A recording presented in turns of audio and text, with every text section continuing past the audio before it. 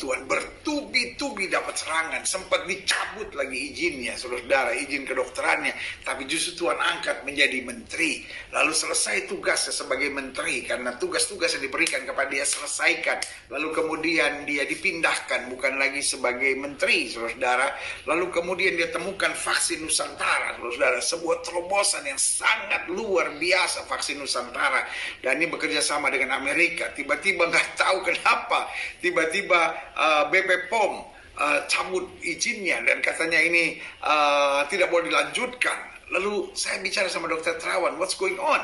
Lalu Dokter Terawan mau ditempatkan sebagai duta besar di Spanyol, tetapi luar biasa beliau menolak karena beliau berkata, saya tetap mau mengabdi kepada masyarakat lewat vaksin ini karena Indonesia tidak boleh tergantung dengan asing, karena kalau Indonesia tergantung dengan asing akan permainan, karena kebutuhan akan vaksin ini sangat menentukan, jadi akhirnya akan menjadi permainan asing. Contohnya saudara, rekan-rekan kita yang muslim tidak bisa umroh kecuali vaksinnya adalah Pfizer dan Moderna.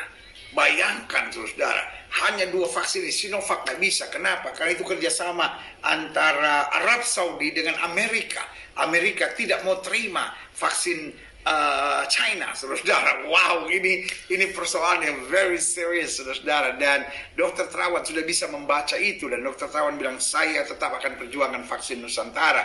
Dan saudaraku yang kasih dalam Tuhan, sampai saat ini vaksin Nusantara masih berjalan. BP POM tidak punya hak karena ujung-ujungnya vaksin bukan ditentukan oleh BP POM.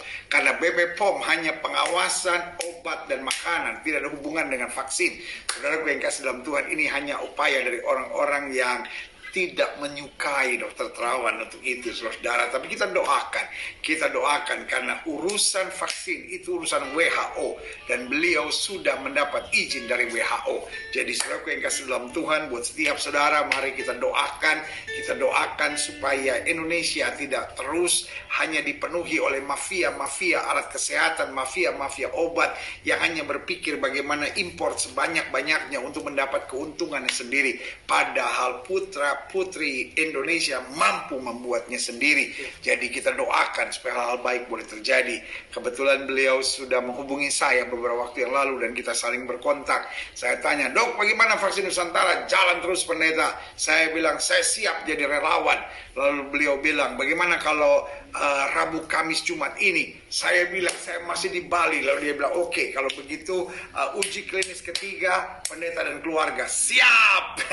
Jadi saya akan masuk di uji klinis ketiga. Sebetulnya nama saya sudah ada, saya sama keluarga, termasuk Gradley, saya, Grayson. Selalu kita tanya kan, Dok, bagaimana dengan kita yang sudah dapat 2 kali vaksin Sinovac? Dia bilang tidak apa-apa. Lalu saya bilang, tapi ada anak saya dan menantu saya, yaitu Sela dan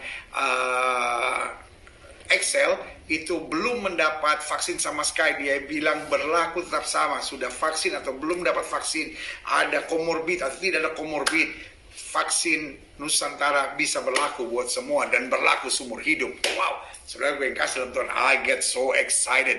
Saya selalu bangga akan Indonesia.